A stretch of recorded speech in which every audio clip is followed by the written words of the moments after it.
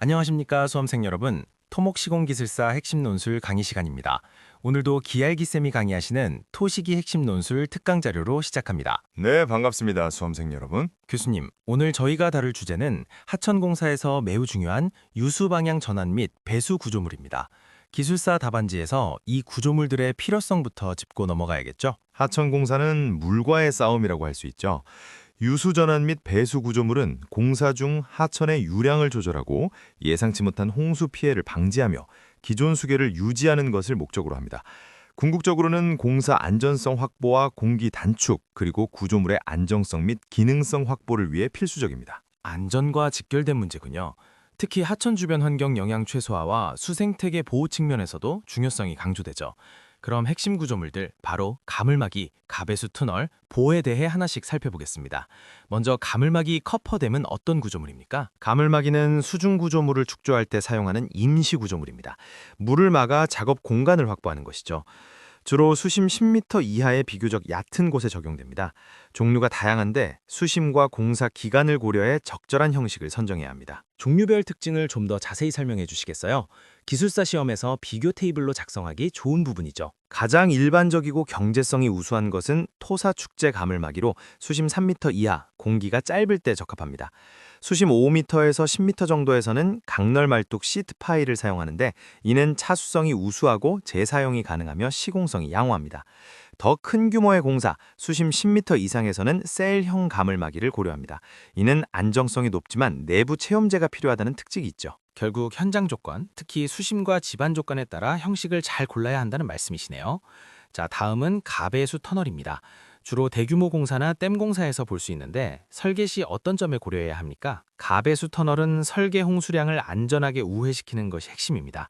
탄면 설계 시에는 A는 Q분의 V 공식을 활용해 설계 홍수량 Q와 유속 V를 고려하며 유속은 침식 방지를 위해 3m/s 이하를 권장합니다.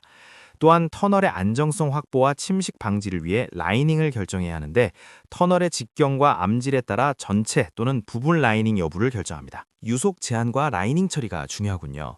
유수전환 구조물 중에 마지막으로 보호에 대해 알아보겠습니다. 보호의 유형은 현장 조건에 따라 달라지겠죠? 보호 역시 유수 전환 및 수위 조절을 위해 설치되는 구조물입니다. 유형으로는 직선형, 굴절형, 원형이 있습니다. 직선형은 하벽 30m 이하에 유속 2.5m/s 이하일 때 90도 각도로 적용되며 굴절형은 유심을 집중시킬 필요가 있을 때 유속 3m/s 이하로 45에서 60도로 사용합니다. 제체 강도를 증대해야 할 때는 원형을 적용하며 곡률 반경 100m 기준의 유속 2m/s 이하를 유지합니다.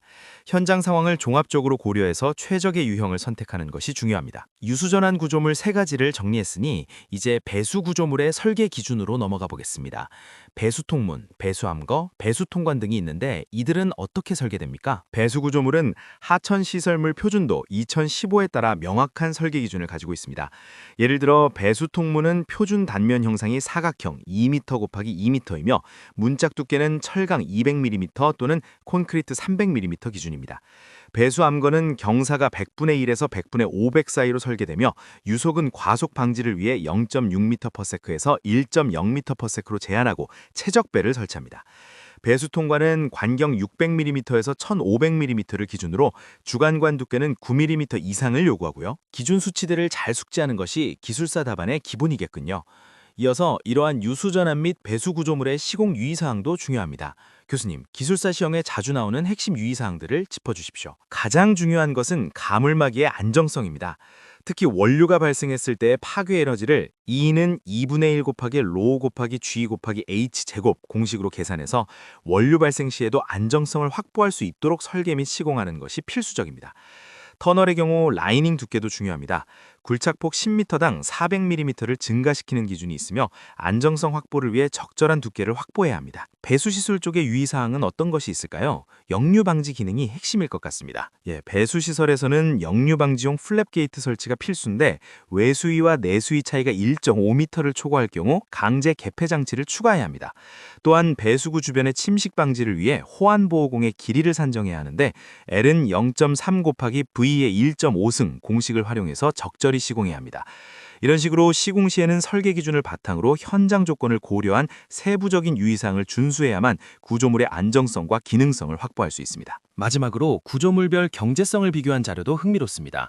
현장 여건에 따라 최적의 구조물을 선택하는 기준이 될 수 있겠죠. 경제성은 공사 기간, 투자비, 유지관리비를 종합적으로 고려해야 최적의 시스템을 선택할 수 있습니다. 보호는 공사 기간이 4에서 6개월로 가장 짧고 투자비도 80억 원 per 킬로미터로 낮지만 유지관리비가 5% per 애년으로 가장 높습니다. 반면 터널은 투자비 2,500억 원 per 킬로미터와 공사 기간 12에서 18개월이 가장 길지만 유지관리비는 1.5% per 애년으로 가장 낮습니다. 이 세 가지 요소를 바탕으로 현장 조건을 고려해서 최적의 구조물을 선택하는 것이 기술사의 역량입니다. 교수님, 오늘 강의 내용을 다시 요약해 주세요. 네, 오늘 학습 자료의 핵심은 하천공사 시 유수 전환 및 배수 구조물의 역할과 기술사적 접근 방법이었습니다.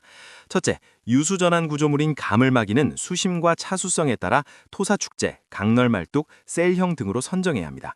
둘째, 가배수 터널은 단면 설계 시 유속 제한을 준수하고 안정성을 위해 라이닝 두께를 확보해야 합니다. 보호는 현장 조건에 따라 직선형, 굴절형, 원형 중 적절한 유형을 선택해야 하고요. 셋째, 배수 구조물에는 배수 통문, 배수 암거, 배수 통관이 있으며 하천 시설물 표준도에 따른 명확한 설계 기준을 지켜야 합니다. 넷째, 시공 유의사항으로 가물막이의 원류 파괴 에너지 계산, 배수 시설의 역류 방지용 플랩 게이트 선치 기준, 호환 보호공 길이 산정 등을 반드시 숙지해야 합니다. 마지막으로 경제성 분석은 공사기간, 투자비, 유지관리비를 종합적으로 고려해서 최적의 시스템을 선택하는 것이 핵심입니다. 기술사로서 유수 전환 효율 85% 이상, 배수 능력 120% 이상의 설계 원칙을 기억해야겠습니다. 시공기술사를 공부하는 수험생 여러분은 오늘 강의한 핵심 포인트를 활용해서 답안을 작성하는 연습을 하시기 바랍니다. 수험생 여러분, 오늘도 수고하셨습니다. 네, 수고하셨습니다.